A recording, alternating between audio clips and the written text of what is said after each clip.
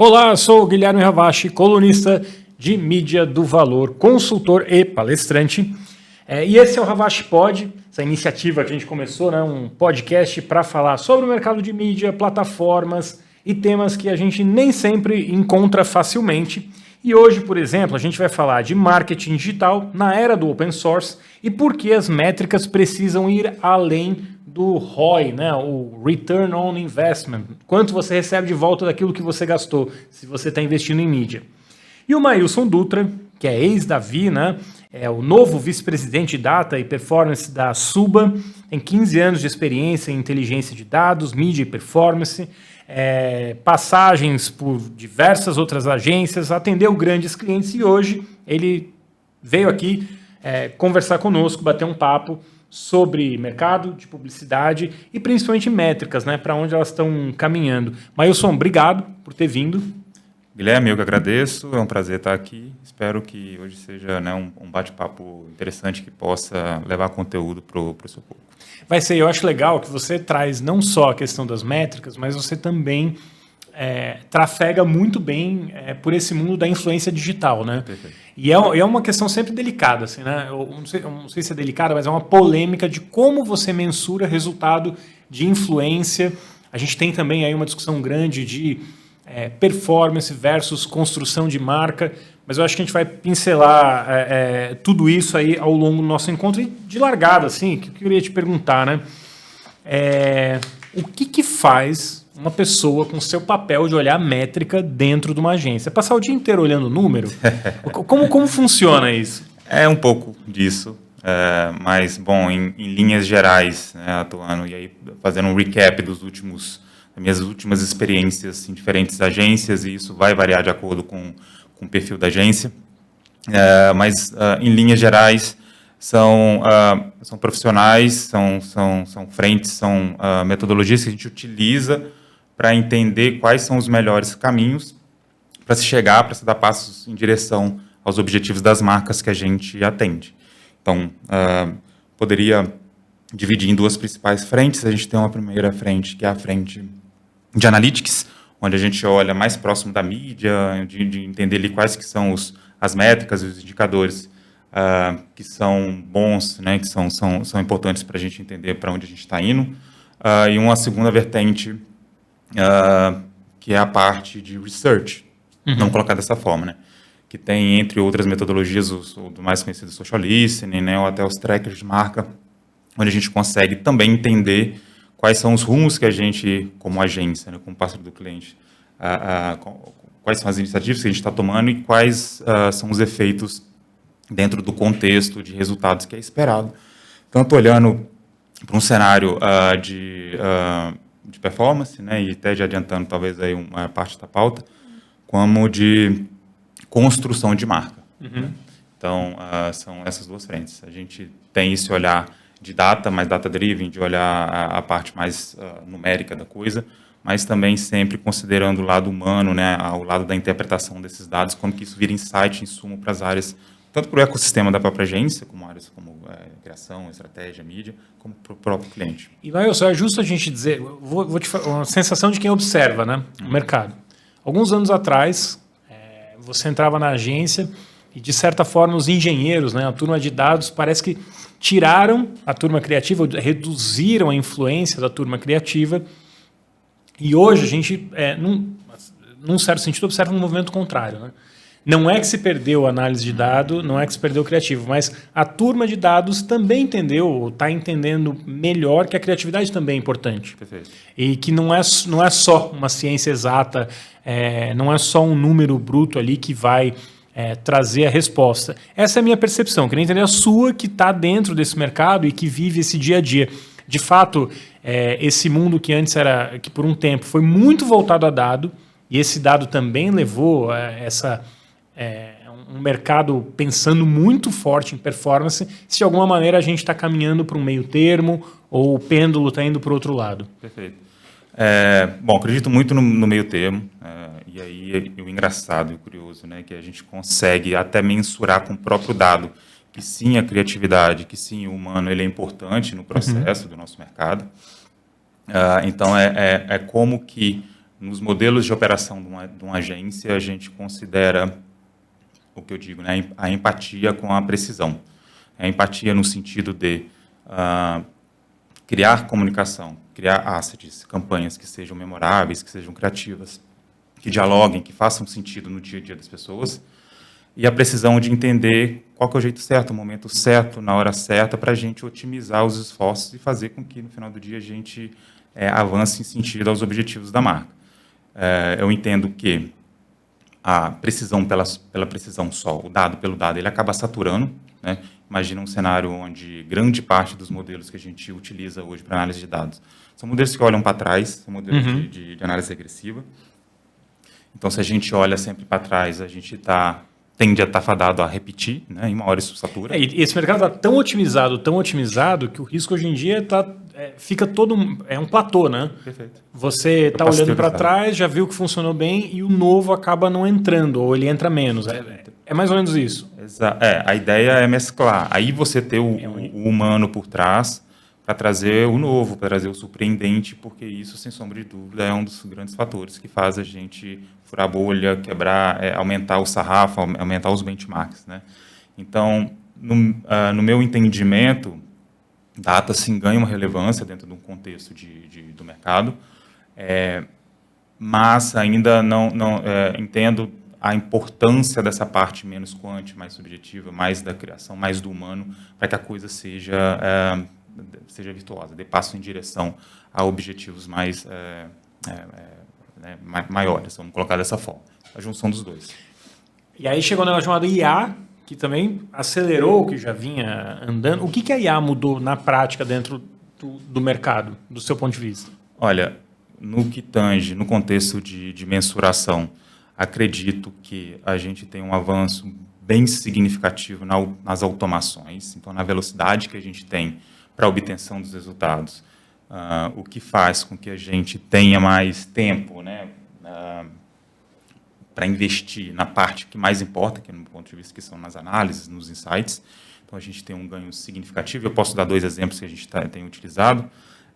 Dentro da Suba e no contexto do marketing de influência, a gente tem um processo que é bem moroso, da obtenção dos dados até a leitura e entrega dessas leituras para os nossos clientes. Isso como assim? O dado hoje está muito na mão do influenciador, né? Então, imagino que eu contrato uma squad de influenciadores. Os influenciadores fazem, né, os criativos, passa-se um tempo, ele manda o print, é tão arcaico quanto isso ainda, ele manda um print do Analytics, do Instagram, do TikTok. Esse print ele é imputado dentro de uma base de dados dentro da agência e, a partir daí, tem todo o processo, toda a esteira natural de composição de um report.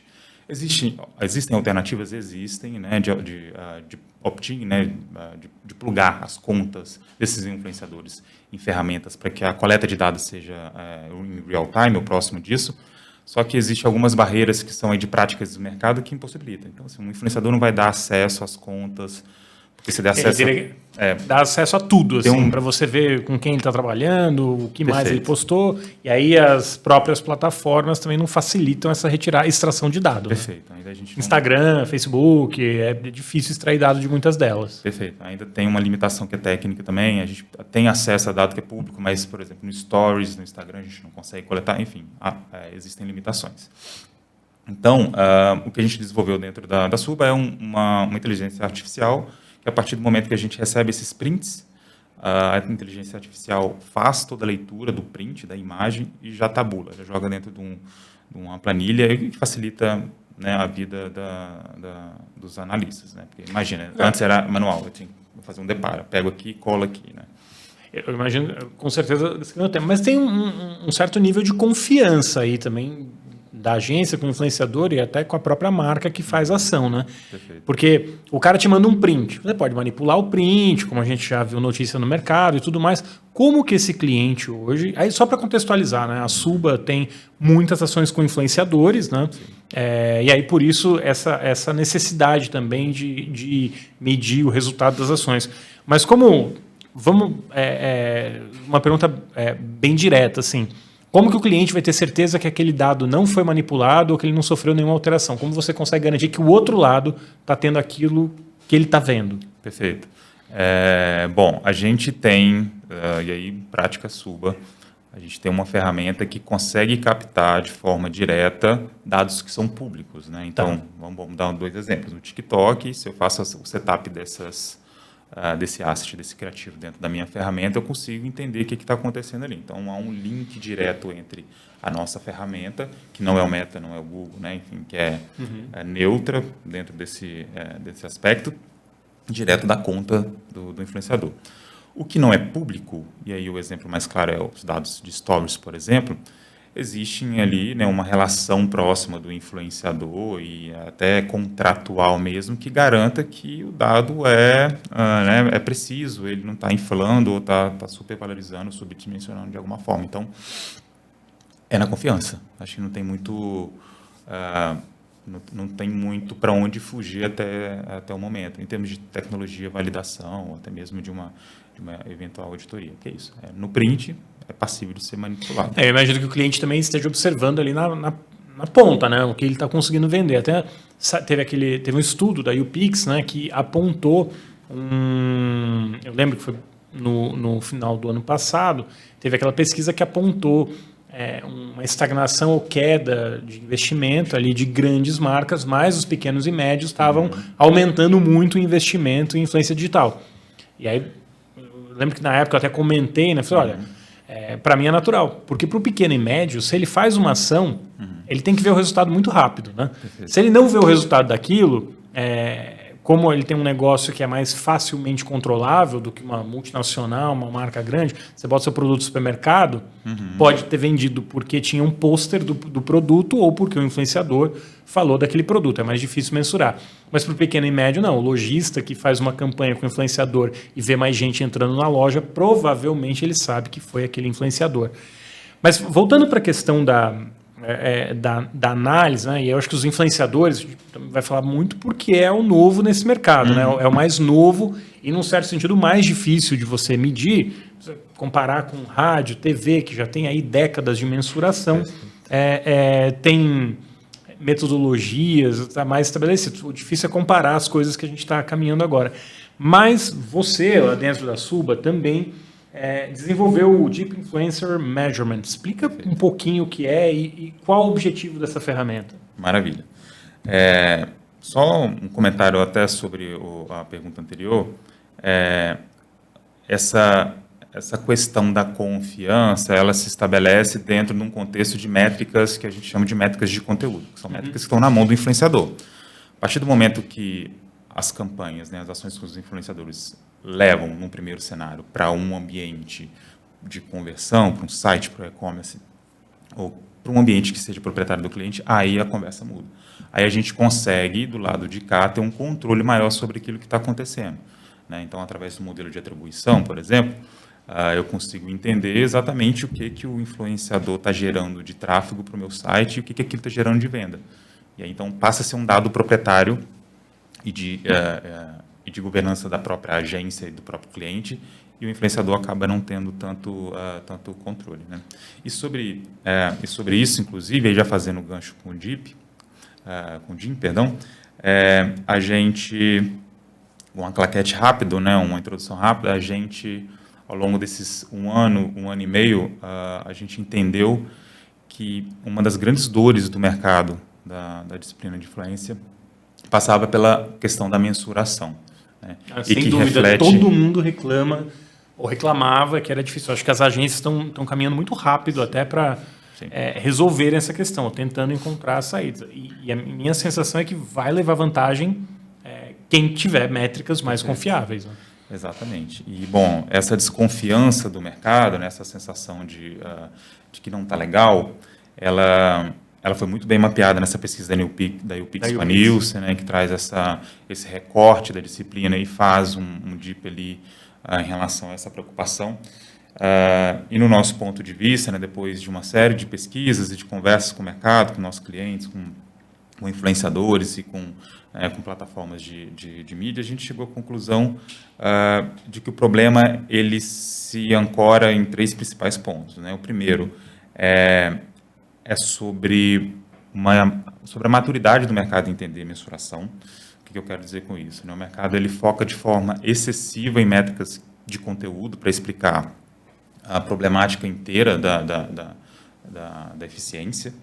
Isso acaba gerando uma certa visão mais rasa, vamos colocar dessa forma, porque é complexo eu querer justificar ou defender ou entender o quanto que a minha estratégia de influenciador está gerando equity de marca, está gerando, né, criando uma marca mais forte, olhando para engajamento, olhando para impressão, que são essas métricas mais basais, mais simples, são as métricas que eu estou chamando aqui de métricas de conteúdo.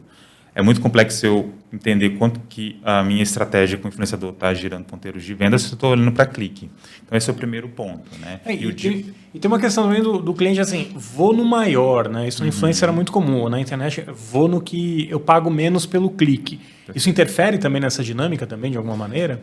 O que a gente entende, e o Jim ele vem para corroborar com esse entendimento, é de que é necessário ter uma abordagem holística. Eu preciso olhar para o todo. Eu preciso entender que existem diferentes métricas para diferentes objetivos e existe diferente metodologia para justificar diferentes objetivos e perguntas que são feitas. Né? Então, o Jim ele traz isso, ele amplia esse olhar, ele quebra essa barreira do estamos olhando só para métricas de conteúdo, para engajamento, para clique, para impressão, e a gente traz para a conversa outras abordagens, outras análises que não só isso. Então, o Jim está ancorado num tripé metodológico, então a gente traz o Track Fluency, que ele mostra para a gente de partida quais que são os atributos de marca que eu preciso alavancar com influência, sempre um recorte de influência, e que vão nos ajudar a dar passos como marca em direção aos objetivos, seja de vendas, seja de alavancar a marca, enfim, seja o objetivo que a gente está buscando. E permite também acompanhar num racional longitudinal o como e quanto que esses influenciadores estão alavancando esses atributos. Então, um exemplo hipotético, eu sou a marca X e eu entendo através do Track Fluency que eu preciso anunciar, falar, comunicar os atributos de diversão e acessibilidade. Né? Então, eu consigo, através do Track, entender quais são esses atributos e acompanhando ao longo da jornada com meus influenciadores, quem são os influenciadores que estão alavancando esses atributos. O segundo pilar desse tripé metodológico é o Brand Influence. Então, eu identifiquei quais são os atributos, agora eu vou entender no mercado quais são os influenciadores que têm o maior poder, maior potencial de alavancar esses atributos, que é o que a gente denomina, né, dentro da Suba, como endosso, poder de endosso. Para a gente, o poder de endosso eu sou influenciador, eu tenho voz, eu tenho tônus dentro dessa temática, dentro desse atributo. Se você entendia, assim, a gente estava conversando, eu não sou um cara que tem milhares de seguidores, mas se você quiser falar com pessoas que trabalham com mídia, particularmente publishers, por exemplo, mercado editorial, perfeito, exato. Eu sou um cara que tenho ali uma relevância ali. Ou como pode ter um cara que fala de whisky, entende muito de whisky, ele talvez tenha 10 mil seguidores dentro do Instagram e vai ser mais efetivo do que um influenciador ou influenciadora que tem 1 milhão de seguidores, mas que não tem ninguém ali falando de whisky ou de um produto específico. É isso, esse poder de endosso. Você foi direto ao ponto. Tá. É como que a gente traz para as análises, para a conversa, para a discussão sobre eficiência, além de métricas de seguidores, de engajamento, porque essas são métricas que não dizem o todo, né? Respondem parte, mas não diz o todo. Tem um outro exemplo que é ótimo e recente, que é o da menina do avião, não sei se você foi impactado, que ela estava sentada na janela do avião, aí veio a mãe, pediu lugar, e ela estourou, né? Em algumas semanas ela estava ultrapassando 2 milhões de seguidores, né? Versus um perfil da... O mundo mudou muito, né? Exato, né? Versus o perfil da Fernanda Torres, né? Que até um tempo atrás, agora não, né? Agora ela está com muito mais seguidores do que até então, depois de tudo que vem acontecendo com relação ao filme e ao Oscar. Mas naquele cenário ela tinha até menos seguidores, né? E qual o perfil ele tem mais poder, né? Tem mais impacto, agrega mais para a sua marca? Isso sem juízo de valor, mas é só uma questão de como que a gente amplia o olhar para além do seguidor, porque não diz tudo, né? Não responde tudo. E aí você também consegue cruzar isso, pô, esse cara aqui funciona melhor com uma campanha de TV, se você estiver fazendo rádio, talvez esse cara aqui comunique melhor dentro da sua estratégia, pensando particularmente no influenciador, você consegue mapear o poder de endosso que ele tem ali dentro daquele segmento. E aí faltou o terceiro tripé, certo? Certo. O terceiro fala sobre ROI. Tá. Com base em modelos que já existem, a gente cria o IMM, que é um modelo estatístico que olha para o quanto que a gente está investindo, o quanto que está sendo gasto, né, investido em influência, o quanto que isso está gerando retorno, seja em receita, seja em vendas. É um olhar mais próximo do fundo de funil ali, que traz essa clareza do quanto que eu estou investindo, o quanto que isso está me rendendo. O que a gente fez com o IMM utilizar um modelo já existente, né, que é o MMM, o Marketing Mix Modeling, só que é adaptado e entendendo as nuances e as variáveis que a influência tem, né.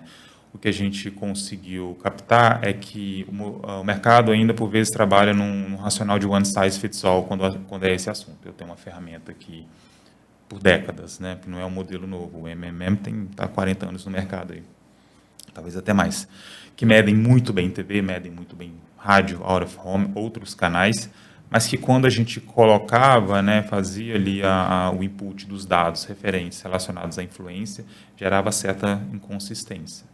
Então a gente deu um passo para trás e foi entender e estudar como que a gente poderia preparar essas informações, dar os pesos necessários para que na hora que a gente fosse rodar no modelo, e independente do modelo, a gente tivesse resultados que fossem mais assertivos, não gerasse ali inconsistência.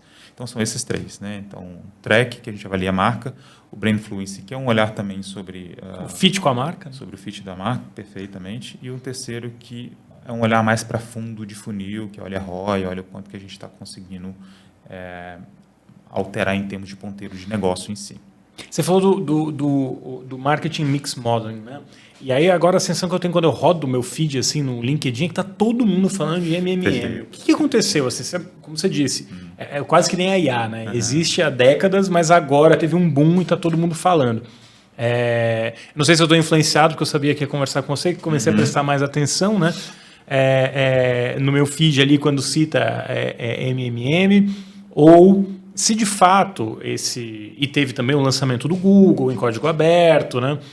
O que aconteceu que estou enganado, não teve esse boom recente, ou o termo está é só uma impressão que eu tenho, ou de fato você também percebe que tem uma maior atenção para esse modelo agora? E aí, se é pelo Google ou não, né? Sim, concordo. Como eu pontuei, não é um modelo novo, a gente já tem algumas décadas que existe o MMM, mas, de fato, nos últimos tempos tem se dado mais atenção para esses modelos. Eu acho que muito, né? Eu entendo que muito por conta da movimentação do mercado mesmo, de cada vez mais buscar resultado, né? E aí, colocando dentro do contexto de influência, né, eu costumo dizer que a gente passa por um momento de pós-euforia, né, que é aquele momento ali da... Vivendo a ressaca agora. Estamos vivendo a ressaca, exato. E o MMM é como se fosse o engove dessa ressaca. Então, a gente teve pandemia, onde, boom, todo mundo fazia influência, muito dinheiro na mesa, e agora o mercado ele cobra resultado. Ele quer entender o que foi feito ali, né, o que está sendo investido e como que isso reverbera em termos de negócio. Né? Porque na pandemia também era mais limitado, né? O que você podia fazer, filmar, né? Uma campanha era mais difícil. Mais limitado. As pessoas estavam em casa, todo mundo entendendo o que acontecia, e aí o influenciador virou uma solução boa, né? Porque você mandava o que você precisava, ele criava o roteiro, fazia na casa dele, e você tinha ali uma campanha. Eu acho que é natural as marcas reavaliarem, até porque todas as opções voltaram, né? Num certo sentido. Mas se desperdiçou muito dinheiro com influência? Então, não, eu não vejo dessa forma. Tá. Eu entendo que, em paralelo a esse movimento de investimento, né, de crença de que a influência dava resultados, o mercado estava se descobrindo como que mede. Então, teve um período, e ainda tem, né, eu acho que ainda a gente evoluímos bastante, mas ainda tem algumas áreas que precisam ser acertados em relação a como que se mede, como que se faz, como que eu vejo de fato ali a eficiência do meu influenciador, né? E o MMM, ele é uma resposta bem acurada em relação a essas perguntas, porque a característica do influenciador, ela é de entregar muito além daquilo que os assets de digital entregam. Para mim, influência é muito mais do que um stories, um reels, né? É o poder, a imagem, como que o influenciador de fato influencia ali né, a decisão comunidade, de a pessoa, enfim, exato. E quando você olha para modelos tradicionais de mensuração, como é o caso do modelo de atribuição, esses modelos não captam essas nuances, né? Ela não capta o poder que o influenciador tem de levar uma pessoa para o ponto de venda. Ah, é? Por quê? A questão mesmo técnica, vamos colocar dessa forma, né? Modelo de atribuição, só para contexto, é um modelo que identifica de forma direta ali o que a ação dentro do digital está gerando de venda em determinado ambiente, né, em determinada plataforma, através do clique no link. Tem variações dentro do modelo de atribuição. Fui lá, fiz uma pesquisa por liquidificador. Gostei, achei aquele, cliquei, fui na loja, comprei. Aí eu identifico Perfeito. a jornada e falo assim, quanto eu gastei aqui, converteu aqui, e aí Perfeito. eu tenho esse modelo. Perfeito. Você está me dizendo que para influenciador é mais difícil fazer isso. Não é que é mais difícil fazer isso. Você utiliza o modelo de atribuição para o influenciador, mas é um modelo falho. Ele não capta outras nuances. Eu já explico. Porque tem construção de marca também. Tem uma série de coisas. Mas ainda sobre o modelo de atribuição, existem alguns tipos de modelo de atribuição, desde o last click até o MMTA, que são mais modernos, que consideram um processo mais aprofundado ali, né, e que levam em consideração outras coisas além do clique. Mas a grande parte do mercado, e aí a gente está falando da média, utiliza ainda o modelo last click, que é tão simples quanto clicou, gerou a venda, eu atribuo a conversão àquela pessoa, àquela ação, àquela mídia, aquele influenciador, não clicou, que é um modelo eu não vou entender. Como se não existisse passado, né? E como o cara viu um quadradinho na internet com uma marca, falou, não, essa marca aqui é a que eu preciso, né? Exato. E aí você ignora que o cara talvez tenha visto uma campanha na TV, um influenciador falando, no rádio, outdoor na rua. E aí onde eu falo, né, que eu falei lá no começo, que num certo sentido a entrada, né, dos cientistas de dados, da turma de engenharia, fez com que fosse tão otimizado que no final eu estou só olhando o quadradinho que foi clicado e o produto que foi vendido do quadradinho. Então, estamos voltando às origens, né? Não às origens, mas o pêndulo está indo para outro lugar, né? Perfeito. Esse modelo ele considera que o comportamento de consumo é linear, né? E nunca, né? Tipo, uma coisa que não faz o menor sentido. Né? Então não é vi, cliquei, vou comprar, né? É um processo de decisão de compra e tem categorias que são até mais complexas, outra menos complexa, mas é tudo menos linear. E esses modelos eles não captam essas nuances. O MMM capta, né? O MMM ele vai considerar o quanto que está sendo investido, né? A métrica ali de investimento, versus quanto que está gerando de receita, vai traçar relações ali, vai entender o impacto né, de uma coisa em detrimento da outra. O interessante do MMM é que, além das iniciativas de marketing, né, então, de isolar, entender cada uma delas, então, o que eu estou fazendo de influência, o que eu estou fazendo de TV, o que eu estou fazendo de rádio, ele considera variáveis de macro ambiente. Ele considera a temperatura, considera a concorrência, considera N coisas. Um dia calor, eu vou vender mais sorvete, perfeito. Logo faz mais sentido, talvez eu ter mais campanha porque o dia vai ser quente. E não porque você está investindo em influenciador. Então ele consegue separar. Outra característica muito importante do MMM, que ajuda a entender melhor como que funciona as dinâmicas da influência, é o entendimento do efeito carry-over, né? Então, eu consigo entender que não necessariamente eu impactei hoje com o meu influenciador, eu converti hoje. Pode ser que eu vou converter daqui a um mês, né? Então, ele considera, pondera e o output, traz esse output da participação de vendas e o tão ambicionado, aí, tão questionado ROI ou ROAS. Né? A gente tem um case dentro da Suba com o Jim que é isso, né? A gente atende uma marca de protetor solar. É uma marca que não tem ali como principal plataforma o digital, né, online, ou seja, não tem um e-commerce, vende no ponto de venda, então na farmácia aqui da esquina, como lá na cidadezinha do norte, ou enfim. E a gente conseguiu através do IMM entender o impacto de uma embaixadora específica em vendas direta desse produto, né? Entender aí não só o impacto, mas o ROI, né? O quanto que a gente investiu nela versus o quanto que ela conseguiu retornar. Assim, mas nem tudo são flores, né? Como nem tudo favorece a adequação, o uso do MM para todos os casos. O MMM, ele tem, e aí vamos colocar numa escala de 3 atributos, né, entre escopo, precisão, né, acuracidade e velocidade. Ele é uma solução que tem um escopo ótimo no sentido de mensura muita coisa, mensura off, mensura on, janelas maiores, janelas menores. Ele tem uma questão de velocidade, porém, que não é tão favorável. Você precisa de um tempo para fazer com que os modelos rodem, para fazer com que tem que ter um baseline criado. É isso. Perfeito. Você tem que ter um tempo até, né, quanto mais para trás você olhar, quanto mais data points você tiver, mais acurado o sistema roda. Então, tem esse tempo de preparação das informações para que a coisa seja mais acurada possível.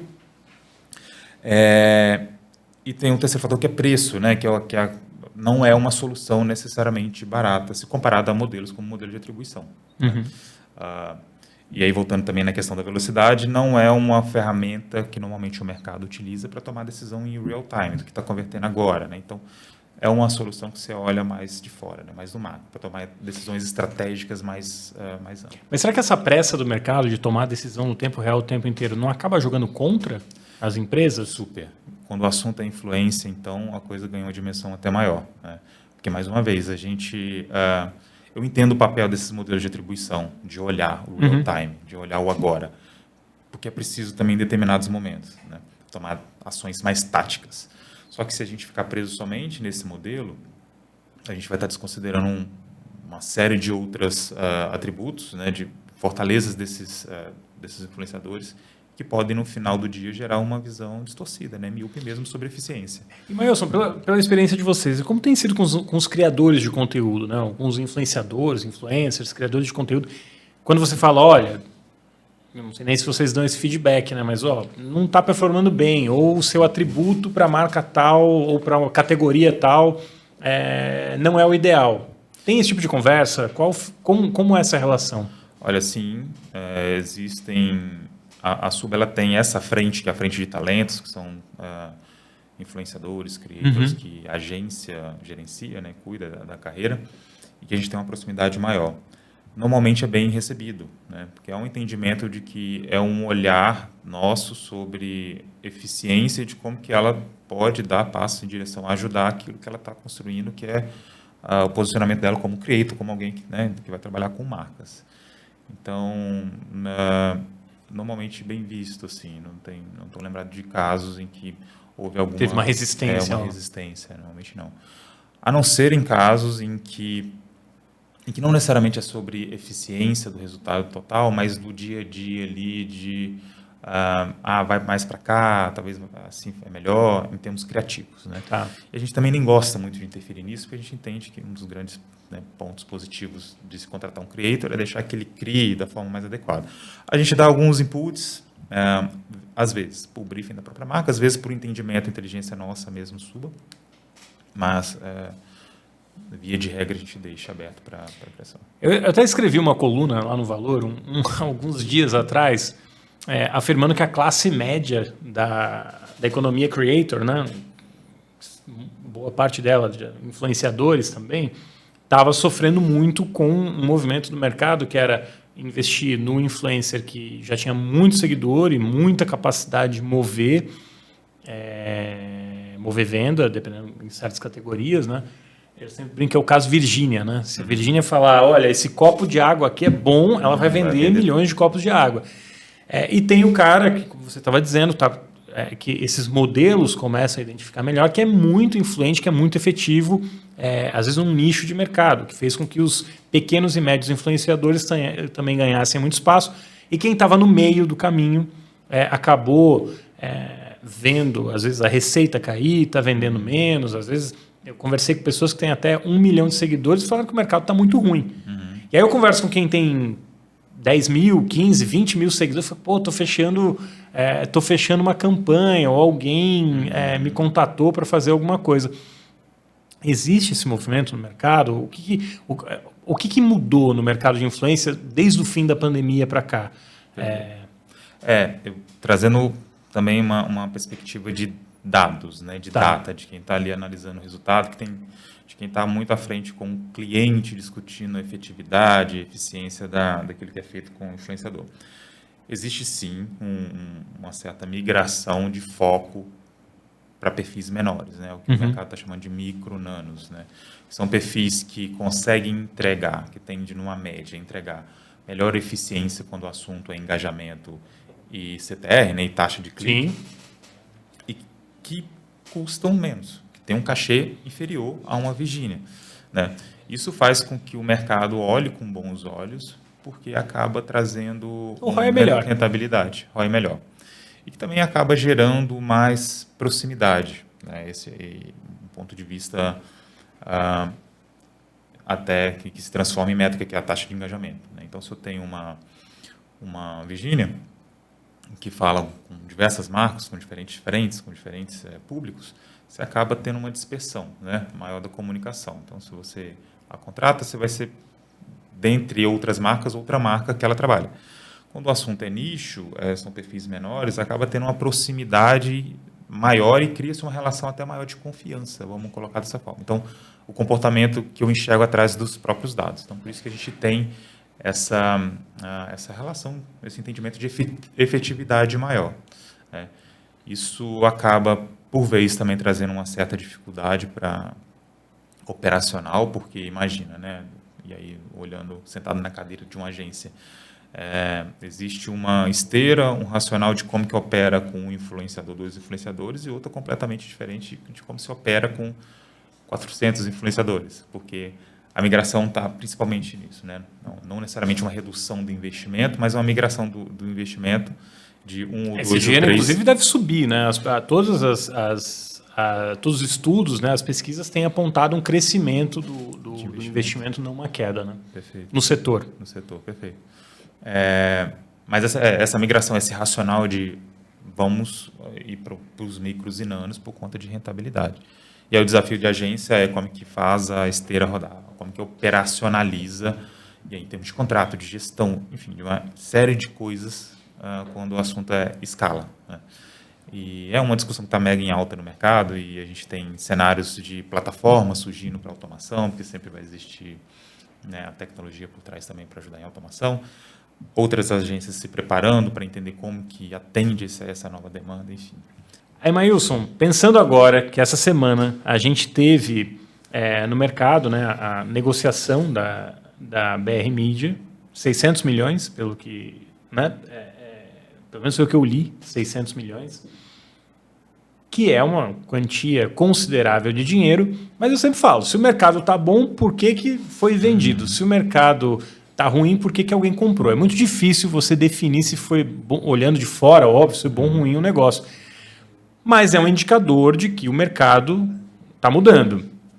Talvez se você me perguntar se é bom ou ruim, eu entendo a necessidade da Publicis de comprar uma agência para se mostrar mais dentro dessa economia creator que está crescendo muito, como a gente acabou de falar, e a própria BR Media, que foi negociada ali, ganha um aporte financeiro, para os donos, é um dinheiro considerável, né? Mas, além da lógica dessa negociação, para o mercado, é um sinal positivo ou um sinal negativo? Como você entende esse movimento? Entendo como positivo.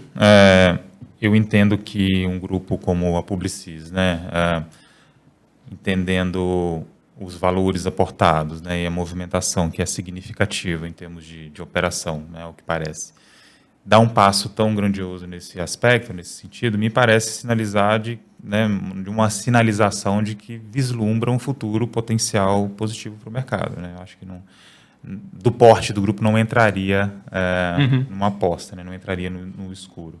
assim como essa foi mais recente, né, mas a gente teve há uns tempos atrás ali, a aquisição da até então Squid, que depois virou Wake, né, pela Local Web, se eu não estou enganado, que também sinaliza ali um olhar externo de fora para um mercado que está promissor, que está crescendo, que já é estabelecido, mas que ainda... Lembra um pouco o movimento das agências quando tinha internet, né? Porque eles primeiro compraram agências digitais, aí essas agências digitais viraram puxadinhos dentro das agências e depois foi totalmente incorporado. Hoje você já não separa mais o que é digital. É a tendência com a influência também. Concordo. Com a economia creator, a gente deve caminhar no mesmo sentido, né? Concordo. Entendendo o quão participativo, né? O quão, em termos percentuais, influência tem ganhado dentro dos bolsos, né, das agências e dos clientes, me parece fazer todo sentido você ter isso dentro de casa. Entendendo que, e essa é um dos gargalos, uma das problemáticas talvez aí do mercado, que é a cadeia, né, o tamanho da cadeia. Então, às vezes, a marca ela recorre a uma agência de influenciador para contratar o influenciador, às vezes recorre a uma agência que vai fazer a intermediação com a agência de influenciador que vai contratar o influenciador, às vezes tem agência de talentos no meio, enfim, então é uma cadeia por vezes extensa e que, né, a partir do momento que você internaliza, você tem isso dentro da própria agência, você ganha nesse aspecto de estar mais próximo do influenciador, vamos colocar dessa forma, e até em termos de inteligência mesmo, né? Porque, invariavelmente, a cada escala dessa, a cada interveniência dessa, você vai perdendo um pouco, né? Não tem muito como fugir, né? O que a gente tenta fazer na Suba é sempre estar muito próximo das agências, sempre muito próximo dos nossos clientes, para fazer com que nenhuma informação se perca no caminho, mas ter isso concentrado dentro de uma célula parece fazer sentido. Mailson, para quem quiser seguir a sua carreira, qual a sua formação? E para quem está assistindo, eu quero trabalhar com dado dentro de uma agência, você está na faculdade ou está pensando para onde fazer a carreira, qual a sua formação e por onde, qual caminho que as pessoas poderiam, ou quem tem a curiosidade, a vontade de, poderia ir para seguir os seus passos, se assim se pode dizer? Não, perfeito. Sou publicitário, por incrível que pareça, né? Digo por incrível que pareça, porque, né, por vezes o perfil, você imagina que é alguém de engenharia, tecnologia. Perfeito. E sim, vão existir aí estatísticos, matemáticos, engenheiros atuando na área de dados. Só que entendo eu que para dentro do contexto do marketing, da publicidade, né, que é onde eu trilhei até então minha carreira, esse perfil que entende a parte quant, a parte matemática, a parte estrutural, ela é importante, mas não só o suficiente. É legal você ter uma perspectiva, uma percepção de mercado, de entender quais são as dinâmicas por trás da criação de uma marca, né, como que funciona ali as dinâmicas até da própria mídia. Quando você pega um perfil que às vezes é engenharia, ele acaba não tendo tanta afinidade com essas informações, né? Então, entendo que para esse mercado, ter esse racional mais híbrido, vamos colocar dessa forma, né? Entender de como que funciona e porque é necessário, no dia a dia acaba precisando entender um pouco de como que funciona o racional mais matemático da coisa, mas como que o entendimento de comportamento, de marca e de como que o marketing e publicidade se estrutura, acho que é interessante, que é necessário. Hoje, dentro de agências, né, a gente acaba tendo diferentes frentes quando o assunto é data. Então, a gente tem o Analytics, né, que vai olhar resultados de mídia. A gente tem uma parte mais técnica, estrutural ali, que vai olhar a criação de bancos de dados, vai entender como que as conexões se fazem ali, né, para deixar a vida de todo mundo mais fácil em relação à automação dos projetos. E tem, né, uma terceira frente, que é a parte ali mais de pesquisa, de research, que tem, né, a galera do social listening, a galera que está olhando para tracker de marca, enfim. Então, dentro dessas três frentes aí, eu entendo que, né, tem espaço e varia um pouco de acordo com cada uma das frentes, o perfil, mas se você é um perfil que tem essa, mais uma vez, perspectiva mais híbrida entre o quant e o quali, você tende a se dar bem, né?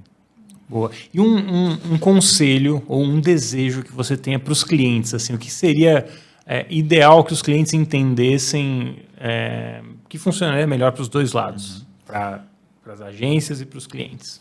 Olha, entendo que para o processo ser virtuoso, para que a gente consiga ter clareza, né, de como que a gente está, de quais as perguntas que são, né, serão necessárias ser respondidas no final do dia, quando o assunto é eficiência, acho que é ter essa clareza de quais são os objetivos que precisam ser respondidos, de quais são as metodologias que a gente precisa aplicar para cada um delas, né? Claro, isso é um papel também de consultoria das agências, né, que auxiliam os clientes nessa tomada de decisão, mas o cliente ter essa clareza de como que se utiliza, de como que se olha para essa ferramenta e toma ações, né, necessárias, acho que isso facilita muito o dia a dia, né? Acaba dando passos em direção a um cenário de um mercado que consegue dar respostas mais claras sobre a efetividade, né, quando o assunto é metrificação. Isso no âmbito mais gerencial. E no âmbito mais tático, é uma conversa que a gente tem dia sim, dia também com os nossos clientes, é como que a gente prepara os dados, né? Isso é fundamental. A gente podem existir diferentes realidades, né, dentro de um contexto de mensuração.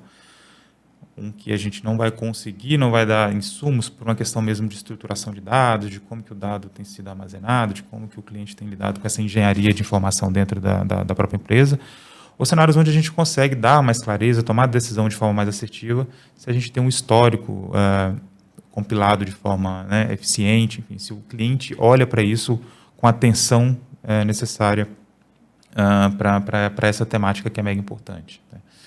Então, eu vejo, se pudesse dar uma dica, eu acho que seria nesse sentido. Entender as metodologias, entender que elas são necessárias e importantes para tomar de decisão e tomar a decisão em cima disso, que é o mais importante, né? Porque não adianta nada ter um Você olha modelo, o dado e fala, não, mas eu acho que não. Um modelo econométrico, não MMM, mega estruturado, com dados super estruturado, mas se no final do dia aquela informação não vai servir para nada, não vai ser, né, levado em consideração dentro de uma tomada de decisão dentro da empresa. E num aspecto mais tático, esse olhar mais de atenção mesmo, sabe? Sobre como que a gente está armazenando o dado, como que a gente está cuidando disso. Porque hoje em dia, às vezes, talvez você encontre tanto dado, que você encontra algum dado para justificar aquilo que você queira fazer. Sempre vai ter. Esse é um risco que a gente sempre vai correr, né? Mas acho que justamente a ideia, né, de para onde a gente está avançando é justamente conseguir também identificar os dados que realmente vão mover ali o objetivo, né, que é aquela campanha que a marca tem. Wilson, super obrigado. Tem alguma coisa que eu não te perguntei que você gostaria de acrescentar? Olha, se influência traz resultado ou não, eu acho que isso tem uma... Traz resultado? Traz resultado. Existe uma discussão do mercado mesmo sobre a dúvida, né? Um cenário de desconfiança sobre faz sentido, não faz, agrega, não agrega. E na grande maioria dos casos, né, que a gente está acompanhando lá dentro da Suba e em conversa que eu tenho com o mercado, a gente vê que sim, é eficiente, mas que a gente precisa dar passos em direção a como que metrifica, né? Então, eu enxergo que o mercado ainda, ele, por vezes, mede com a regra errada, né? Então, não é sobre não ter eficiência, é sobre não estar sabendo medir. Então, eu costumo dizer que não tem mídia ruim. Tem mídia que atende ou não atende a sua necessidade. TV não é melhor ou pior que internet. Internet não é melhor ou pior que influenciador, ou campanha display ou programática. Mas não tem uma solução que resolva todos os problemas e também não tem uma mídia que resolva todos os problemas. Depende do momento que você está, do desafio que você tem, o objetivo que você quer alcançar. Porque eu acho curioso, né? Alguém sempre fala assim, ou a influência vai morrer, ou está morrendo por causa de... Ou a TV está morrendo, porque... Já vi, sempre que surge alguma coisa nova, você tem que matar alguma coisa para poder existir outra. E a verdade é que o mundo é muito grande, tem espaço para todas as mídias, tem muita campanha... disputa por atenção é enorme, é gigantesca. E sim, os influenciadores também podem ser uma ótima solução aí, porque está fazendo, ao menos é meu ponto de vista. Perfeito. Né? E só reforçando também, traz eficiência, desde que também a gente entenda o que é eficiência. Claro, né? Precisa medir, né? Medir e entendendo o que é eficiência, colocando nas caixinhas certas. Então, se eu busco efetividade de marca, eu preciso medir da forma adequada a marca, se é conversão, se é negócios, medir da forma adequada. Então, é sempre esse racional estratégico de metrificação, de mensuração, de qual é a pergunta, o que eu busco e como que eu meço. Acho que se a gente dá o check nessas caixas, a gente dá passo em direção à eficiência. Mas sensacional. Cara, se as pessoas quiserem te procurar, redes sociais, onde elas podem te encontrar? Qual o endereço? Olha, hoje, eu estou mais ativo, né? Tenho produzido mais conteúdo no LinkedIn, acabo abordando as temáticas relacionadas a métricas, mensuração, a eficiência, essa discussão sobre como a Creator Economy tem evoluído nesse aspecto, né? Nesse sentido. Então, acho que o LinkedIn é o principal canal. Então, lá, Maílson Dutra Soares, acredito que não vão existir vários Maílsons Dutras, então está fácil. Fiquem à vontade, me sigam, me puxem ali na DM, que a gente troca ideia e evolui a conversa. E, Guilherme, queria entender se eu posso te dar um presente. Pode, claro. A Black Cheese é uma marca que eu tenho junto com a minha noiva, é uma marca que foca em roupas pretas, em camisas pretas. Made in Black. Made in Black. Nosso objetivo é construir a melhor peça preta, a melhor roupa preta do mercado. Eu aprendi que quando ganha tem que abrir e mostrar. Mas eu sou super obrigado. Caraca, bacana, hein? Eu adoro preto. Acertou a cor, então. Né? Eu imaginei. Tá aqui. Alisson, valeu. Super obrigado. E até a próxima. Eu que agradeço. Até a próxima. Obrigado. Bem-vindo a Yulia Serra agora para falar das notícias, né? Pois é, estou de volta para falar agora sobre as notícias da semana, os principais destaques. E já que o papo anterior foi tanto sobre influenciador, sobre as redes sociais, vamos trazer uma notícia sobre isso, que o TikTok anunciou que vai expandir a plataforma de comércio e compras ao vivo para mais regiões. Isso inclui a Itália, a Alemanha e a França, e tem planos de chegar ao Japão e ao Brasil no final desse ano, então ainda em 2025. Não me surpreende, né? Porque... inclusive, ontem eu estava conversando com a Fátima Pissarra, da Mind. A gente foi no evento da Olhar Digital. Aliás, foi super bacana o evento. Estava lá no evento da Olhar Digital e ela estava comentando comigo que a Fátima é uma das fundadoras da Mind, que é uma grande agência de influência. Ela estava dizendo que o futuro da influência para ela é o comércio, né, dentro da plataforma, marketing de afiliados, ou seja, a pessoa vender, o influenciador, o criador de conteúdo, vender produtos lá dentro. Então, a Fátima é muito boa de perceber para onde o mercado está caminhando. Assim, ela acho que uma das primeiras pessoas que eu ouvi falar no mercado que teria uma crise, num certo sentido, no mercado de influência. Não uma crise do mercado de influência, mas que alguns tipos de influenciadores sofreriam mais que outros, né? Os influenciadores de médio porte, até grandes alguns, mas que não tivessem um propósito muito claro ou que não tivessem um retorno do investimento muito efetivo ali. E ela me contou isso. Muito antes de fato isso acontecer, essa bomba explodir aí no final do ano passado. Mas faz todo sentido. E ela não está sozinha, porque a gente até trouxe um dado aqui do What Matters to Today's Consumer, que nos últimos 6 meses, 51% dos consumidores descobriram um novo produto ou marca nas redes sociais e 30% deles afirmaram que conheceram via live. Então, justamente o que o TikTok está se propondo a fazer, que é, sim, uma fonte aí que está numa crescente. Boa. Qual a próxima notícia, então?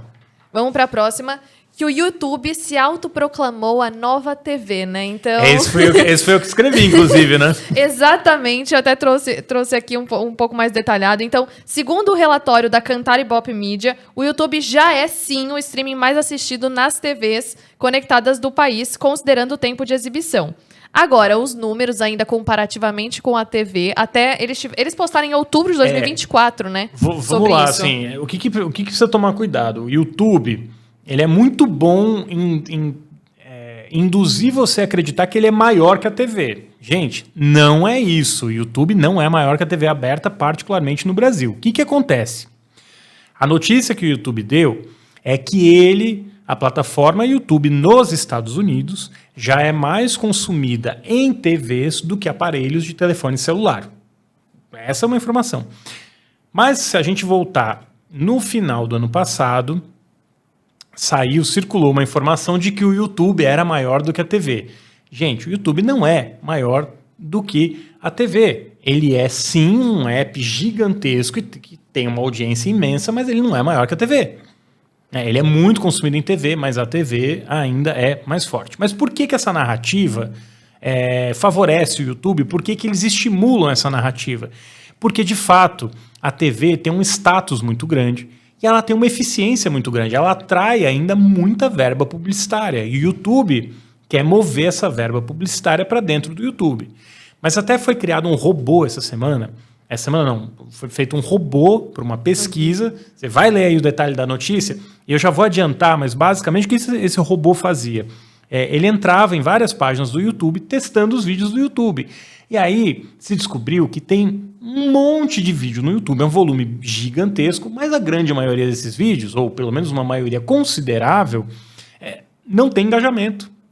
Não tem like. Então, trazendo aqui os números que você mesmo comentou da pesquisa da BBC, que a maioria dos vídeos do YouTube tem menos de 500 visualizações, 4% nunca foram vistos uma única vez, 89% não tem curtidas e 74% não tem comentários. E mais de 1/3 tem menos de 33 segundos. Então, são alguns dos números que eles encontraram. 1/3 menos de 33 segundos? 1/3.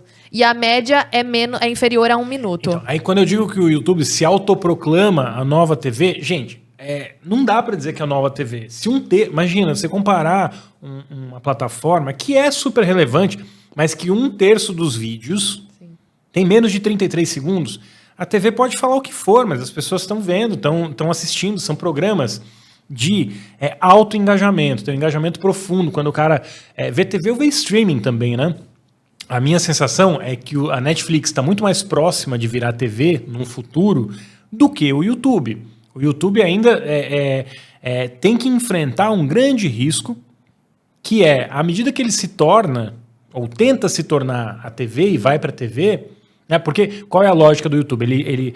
O CEO do YouTube, né, ele disse que a plataforma é a nova TV porque ela é interativa, porque ela é consumida no aparelho de TV, mas ela é interativa, ela traz criadores de conteúdo, tem uma série de fatores.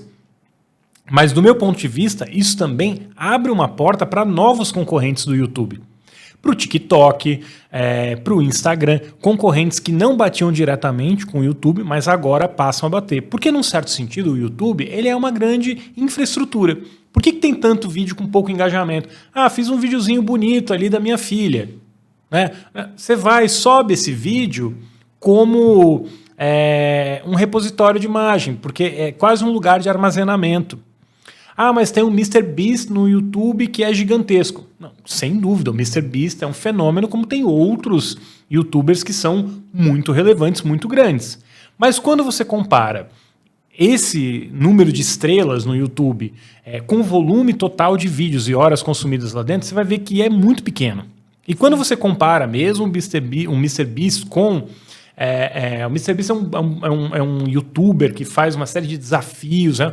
Realmente tem um número de seguidores gigantes. Agora, se o YouTube fosse uma plataforma tão estabelecida como o próprio YouTube gostaria de acreditar, estabelecida no sentido de ser a nova TV, o MrBeast não iria fazer o programa dele novo no Amazon Prime. Porque o próprio MrBeast já deu entrevistas que ele está pagando boa parte do programa e ele perde dinheiro com o programa. O que é um indicativo também, né? Uma estrela do YouTube, se fosse tão rápido levar isso para dentro de outra plataforma, plataforma de streaming ou mesmo a TV, esse resultado seria imediato. E quando a gente olha, tem vários YouTubers que tentaram fazer filmes, que tentaram fazer TV e não deu em nada. A própria iniciativa do SBT de levar vários influenciadores aqui no Brasil para fazerem programa lá dentro, do meu ponto de vista, é bastante questionável e a gente sabe que vários desses programas não encontraram nem patrocinadores, não tiveram uma audiência satisfatória, nem patrocínio publicitário. Sim, e ainda aqui mudando um pouco o nosso tema, né? Porque semana passada a gente falou tanto de IA, da corrida da IA, e ainda nesse assunto, essa semana tivemos mais uma, né? O Elon Musk voltou e apresentou um novo modelo de IA, o Grok 3, que, segundo eles, os testes com o modelo já mostraram que eles são superiores aos concorrentes DeepSeek e OpenAI. Mas agora também, assim, a DeepSeek é código aberto, né? Então, é natural que você sempre tem um salto. Alguém sempre vai lançar uma IA mais efetiva, vai dar um salto, porque você usa todo o conhecimento que No caso da DeepSeek foi tornado público, ou você estuda o que as outras plataformas estão fazendo e aí você vai dando salto. Eu não sei qual a relevância de você toda semana anunciar que tem alguém mais rápido que o outro. Para a marca é legal, você ganha notícia, ganha manchete. Agora, para o usuário final, a relevância é muito pequena. Talvez o grande negócio, a grande questão é assim, quem vai conseguir concorrer com a NVIDIA? Quem vai conseguir concorrer na produção de hardware? Inclusive tem, né, um endereço da NVIDIA, a gente vai colocar aqui no comentário também, que você pode usar o DeepSeek, mas dentro do ambiente da NVIDIA, nas máquinas da NVIDIA, e os resultados são bem bacanas, assim, bem interessantes. É bem interessante o que a NVIDIA fez usando o código ali do DeepSeek, né? Então, acho que no final do dia, importa pouco esses ganhos aí pequenos. E assim, ainda é ele falando, né? Não, mas saiu, foi feito o resultado, teve gente que falou que de fato em alguns fatores ali até fica na frente, mas não me parece algo muito relevante, não nesse momento. Tá todo mundo tentando ser o número 1, estabelecer uma liderança para conseguir o domínio de mercado, como o Google fez com busca, como a Meta fez com rede social, como a Apple fez com telefones celulares. Então, nesse momento, se gasta muito, se investe muito, ou a Amazon com e-commerce, que também dominou, né? O Vale do Silício ele é movido pelos monopólios, né? Então toda empresa está tentando ter um monopólio de um mercado, mesmo que para isso precise torrar dinheiro, perder dinheiro. Mas a minha sensação, e a de várias pessoas, é que nem todo mundo vai se sair bem nessa corrida. Vai ter muita empresa aí que vai ter um futuro muito mais difícil do que o passado. Sim, até o próprio Elon Musk falou que assim, ainda é um modelo beta, que eles vão corrigir as imperfeições o mais rápido possível, mas assim, ainda deu essa ideia de que não é um modelo pronto. É que nesse podcast, pronto. A gente está no modelo beta ainda, vai melhorando, e aí pode voltar sempre, que vai ser sempre melhor quando você voltar. E como a gente falou os comentários, né, aqui que também... É conveniente, né, a justificativa. E aí também, seguindo nessa linha de AI, de IA, enfim, a ex-executiva da OpenAI fundou uma empresa para tornar a IA mais acessível. Isso, segundo ela, a empresa chama Thinking Machines Lab. É a Mira Murati, que é a ex-diretora, né, de tecnologia da empresa. E a justificativa foi justamente esse, o foco de tornar a tecnologia mais acessível de forma geral, porque, segundo elas, isso ainda está muito dentro das empresas. Sabe que eu conheci a Mira Murati em Cannes no ano passado. Ela foi falar em Cannes e ela foi apresentar o Sora, né? A Sora, que é a IA de vídeo da OpenAI. E é interessante, assim, porque ela era uma figura muito forte dentro da OpenAI, mas a saída dela é meio um movimento que a gente percebe. E num certo sentido, talvez até de consolidação de poder dentro da OpenAI com o Sam Altman, né? Ela era uma figura muito conhecida, era uma face pública da empresa, saiu e agora está abrindo um concorrente. Para ela é fácil entender o movimento, porque ter esse histórico, né, de ser uma das pessoas mais importantes na OpenAI, muito mais fácil você levantar capital e montar o seu próprio negócio. Inclusive, aqui no mercado já tem que ela roubou funcionários da OpenAI, então também tem essa questão. Pois o que também não é garantia de sucesso. Hoje eu estava vendo, a OpenAI passou 400 milhões de usuários, né? É muita gente, e essa vantagem do número de usuários te ajuda, né? Não só a faturar mais, mas o ponto não é esse. Assim, se o investidor ele acredita que você tem mais chance de ter o monopólio desse mercado, ele vai colocar mais dinheiro. E nesse momento é isso. É um investimento bizarramente alto. Né? A gente está falando do Stargate, que é um dos projetos de infraestrutura dos Estados Unidos de 500 bilhões de dólares. E a OpenAI vai ser uma das empresas envolvidas, né? Que está puxando essa conversa. E aí também, voltando um pouco para a parte de mídias sociais, o AppLovin pode ser o próximo TikTok, segundo analistas. Só para quem, enfim, contextualizar, o AppLovin é uma empresa que conecta anunciantes com desenvolvedores de jogos para dispositivos móveis e no último ano eles aumentaram em 7 vezes. Então, há aí uma ideia de que ele possa fazer frente ao TikTok justamente pelos números. Então, a pesquisa Game Brasil, a 11ª edição da pesquisa Game Brasil apontou que 73,9% dos brasileiros têm o hábito de jogar jogos digitais. 85,4% consideram os jogos uma das suas principais formas de entretenimento e 79,5% é a principal forma de entretenimento de forma isolada. Então, tem um público alto aí. Aqui, full disclosure, né? Eu tenho ações da AppLovin, foi bom porque subiu muito. O que aconteceu? É uma empresa que vende publicidade, tem ali uma plataforma de vender publicidade para jogos. Esse é um mercado mal atendido. O Google domina praticamente todo o mercado de publicidade, né, digital. A Meta, publicidade digital, de busca, de sites, a Meta de redes sociais. E tinha um nicho ali, pouco explorado, que era essa publicidade dentro dos games. E o mercado de games é enorme. Eu acho que isso aqui pode dar um caldo. Infelizmente, eu não tinha o tanto de dinheiro que eu gostaria, mas num único dia, assim, as ações subiram, se não me engano, foi mais de 20%, foi 25% num único dia, quando eles anunciaram os resultados. E, de fato, foram resultados impressionantes. Assim, a empresa tem sido muito bem sucedida. Agora, se vai ser o próximo TikTok, eu não sei, porque a minha dúvida é até que ponto é difícil replicar o modelo da AppLovin, né? AppLovin lá. Até que ponto você também não consegue, o Google não vai virar num dado momento assim, eu vou pegar esse mercado e também começar a vender publicidade de game. Para mim, essa é uma grande incógnita. E também vamos falar que o TikTok foi na verdade, a empresa que mais cresceu desde 2020. Tanto que a gente também já fez uma publicação sobre isso, né? Que embora as gigantes de tecnologia dos Estados Unidos dominam, a China vem crescendo cada vez mais. Então também, o valor atual estimado do TikTok é 105,8 bilhões. Então você está falando de chegar a esse patamar, mas acho que é né? importante também levar em conta, assim, as big techs americanas têm muito mais dificuldade de entrar na China do que a China tinha de entrar nos Estados Unidos. Isso está mudando agora com essa potencial a expulsão do TikTok dos Estados Unidos, né? Sim. E aí também trouxemos outra notícia aqui. Você também já falou da economia da atenção, como nossa atenção é disputada.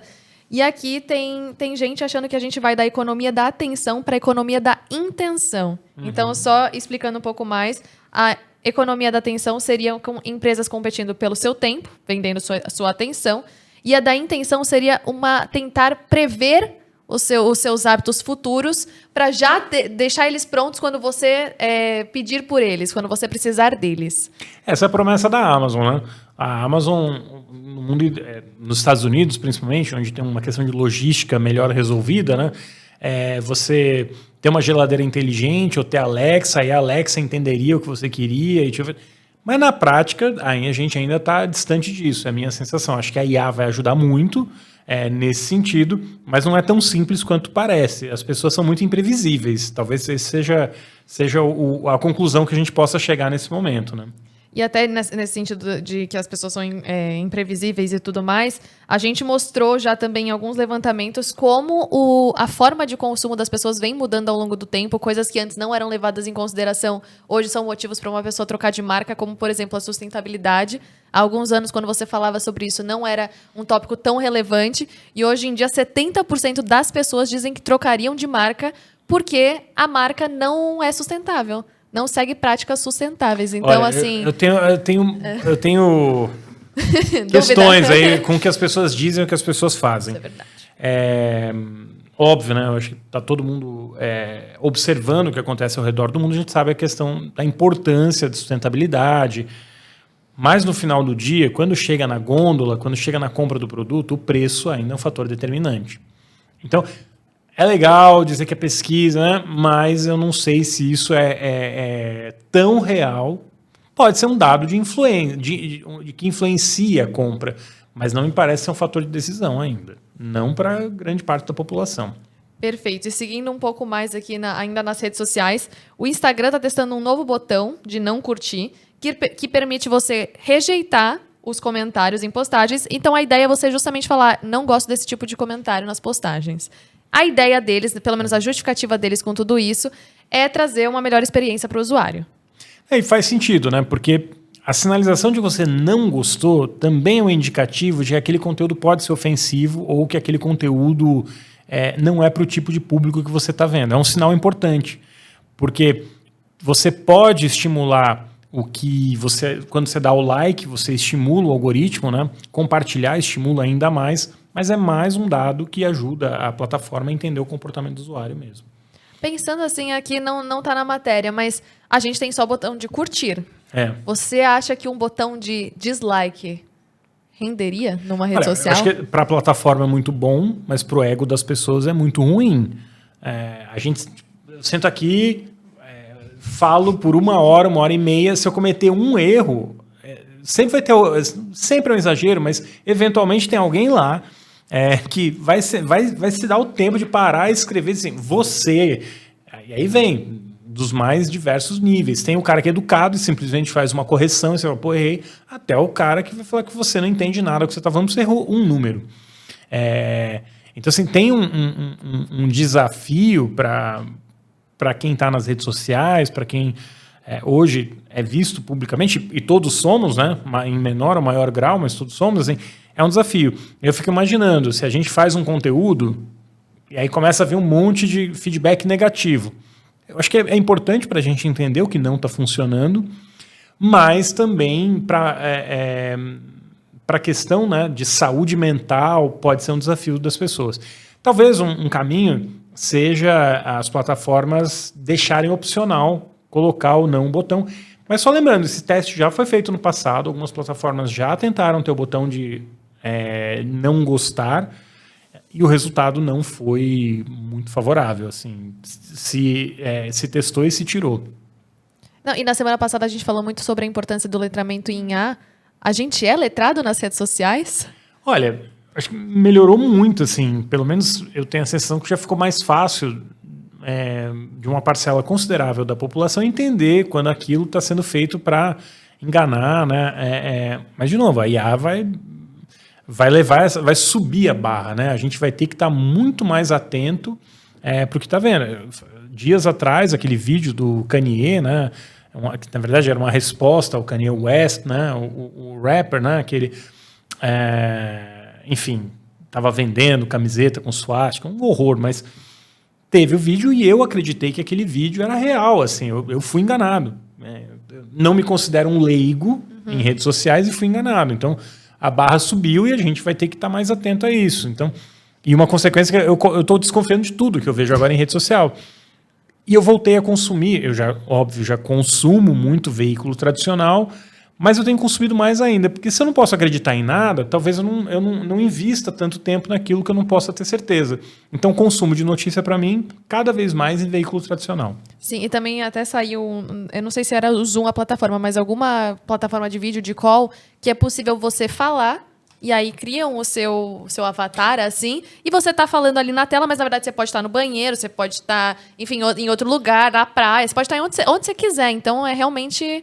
Assim, a barra subiu muito. Pois é, eu vi uma palestra do Paulo Aguiar que fala de IA, um cara super bacana, ele fala de ferramenta de IA, e já tem sites assim que listam qual a nova ferramenta de IA que está sendo lançada. É uma avalanche de ferramentas, plataformas de vídeo, de tradução simultânea, tudo já tem IA e consegue replicar sua voz, consegue replicar a imagem, né? Ser fiel e vai ser disso para mais. Eu acho que talvez o que a gente observe assim, quais tecnologias vão ser inventadas para contra-atacar isso, né? Eu vou ter um filtro na minha tela que vai identificar que aquilo é IA, eu vou ter selo para identificar quando o conteúdo é feito por IA. Eu acho que é um movimento natural. Como a gente falou no Google, né, na semana passada, na última edição do podcast, que o Google já está sendo mais restritivo para quem copia conteúdo usando IA. Né? E nas redes sociais, às vezes, né, até na sua, quando a gente divulgou o vídeo do Kanye, já com a tarja de vídeo feito por IA, o próprio Instagram avisava. Exatamente. Esse vídeo foi. Então, assim, eles estão tentando. As próprias ferramentas né? estão avançando nesse sentido. Exato. E aí, também para trazer aqui a conversa que você teve com o Maílson, como influenciadores e marcas não concordam sobre a melhor rede social no quesito monetização, né? Enquanto os influenciadores falam que é o YouTube, as marcas acham o Instagram. E só para trazer um contexto, o Instagram também era a preferida dos influenciadores há anos atrás, há alguns anos, mas eles mudaram essa escolha e muito se acredita que seja pelas funcionalidades mesmo, pela mudança do alcance do Instagram, enfim, essas mudanças da própria plataforma. Eu entendo a lógica das funcionalidades, mas a minha leitura é outra. Como tem menos programa de retenção de influenciador dentro do Instagram, a verdade é que o Instagram, nos últimos anos, estava nem aí para influenciador. Tava lá o influenciador, mas anda sozinho e deixa isso crescer da melhor maneira. Mas, por outro lado, para os anunciantes, a Meta uma presença enorme em Cannes, um investimento brutal em tecnologia, mas também em eventos para marcas. Então, tinha um investimento muito grande nesse sentido. O influenciador já estava ali na plataforma. A Meta não estava muito preocupada. Isso fez com que o influenciador fosse buscar novos territórios. E acabou indo para o YouTube, e o YouTube paga melhor, né, o influenciador pelo volume de vídeo do que o Instagram. Mas o YouTube paga pouco. Né? Vários influenciadores reclamam. É pouco, mas ainda é mais do que o Instagram, proporcionalmente. E teve também quem reduzisse o esforço no Instagram, porque tem muita concorrência lá dentro, muita competição, e acabou crescendo ali no YouTube. Mas as marcas têm muitas ferramentas ali dentro da Meta que facilitam mensuração, ajudam e tudo mais. Não que o Google não tenha. O Google tem ótimas ferramentas. Mas, nesse sentido, eu acho que tem uma comunicação até mais efetiva da Meta com anunciantes do que com o Google. De novo, gente, impressão, tá? Eu não sou anunciante, mas é um pouco do que eu ouço. Assim, isso também foi de uma pesquisa, enfim, mas foram, a partir do resultado da pesquisa, foi essa sugestão do porquê teria essa migração dos influenciadores. Então, também não é um dado 100%, assim, né? Foram levantadas hipóteses do porquê essa migração aconteceu. Eu sempre falo, se eu fizer uma pesquisa nos jardins, o resultado... Se eu fizer uma pesquisa sobre consumo de sorvete nos jardins e fizer a mesma pesquisa no interior da Amazônia, vão ser resultados diferentes, porque são públicos expostos a realidades muito, muito diferentes. Né? Talvez nos jardins me digam que uma marca de sorvete artesanal é o melhor sorvete. E no interior da Amazônia, talvez o cara me fale uma marca industrializada de sorvete pelo simples fato de ser a marca que está mais próxima dele. Então, assim... A gente fala muito de número de pesquisa, eu acho que é importante a gente discutir, debater, mas a gente tem que, se você quer usar o número de pesquisa, vai a fundo. Entende qual foi a metodologia, quem é quem é o tipo de entrevistado e assim por diante. Com certeza. E só trazendo um adendo do papo que a gente teve aqui antes, na verdade você teve com o Maílson, que vocês comentaram muito sobre essa migração de que, na verdade, no começo, muito sobre criatividade, sobre o lado humano. Aí os influenciadores, de repente, a gente passou por uma visão muito numérica, assim, né? O que eles conseguem trazer em questão de número. E a gente está voltando, assim, a pesar a balança para o lado do... Criatividade, né? É o lado da criatividade. E essa mudança de abordagem também já foi provada... também via pesquisas, ser mais efetiva, né? Então, aqui tem um dado que a abordagem publicitária que une performance e fortalecimento de marca, então que traz esse lado numérico, mas também esse lado criativo, tem um aumento no ROI, que também foi citado aqui, de 25% a 100%, com aumento médio de 90%. Assim como quem vai dessa abordagem mista para só uma abordagem de performance tem uma queda de 40%. E aí, 90% das empresas... que falam que tiveram um crescimento, falaram que fizeram essa fusão entre as duas perspectivas. Esse é um debate antigo, né? Performance, construção de marca, vou investir naquilo que me dá resultado em curto prazo, vou investir naquilo que me traz resultado no longo prazo. É uma discussão meio maluca, mais ou menos como eu discuti se eu preciso dormir, se eu devo dormir ou se eu devo me alimentar. Você tem que fazer os dois. Né? Se você quer ser uma pessoa saudável, você tem que dormir, tem que se alimentar. E na publicidade é a mesma coisa. É que tem um encantamento do número, né? O número, ele traz... particularmente, hoje, assim, eu já vi, né, em reunião... Não, porque a IA, o resultado da IA... A gente usa uma plataforma com IA. O que, para mim, não quer dizer nada. Quer dizer que, de alguma maneira, um número foi cuspido e eu não entendo como esse número foi feito. Porque o princípio da IA é que o computador vai, né, criando ali uma série de... permutações, buscando soluções, ele vai chegar a um resultado, mas a premissa é que a gente não sabe no detalhe ali o que o algoritmo está fazendo. Né? A gente não consegue prever o que vai sair, é generativa. Ele prevê um resultado e vai sair ali. É muito, né, generativa ou outros tipos de IA.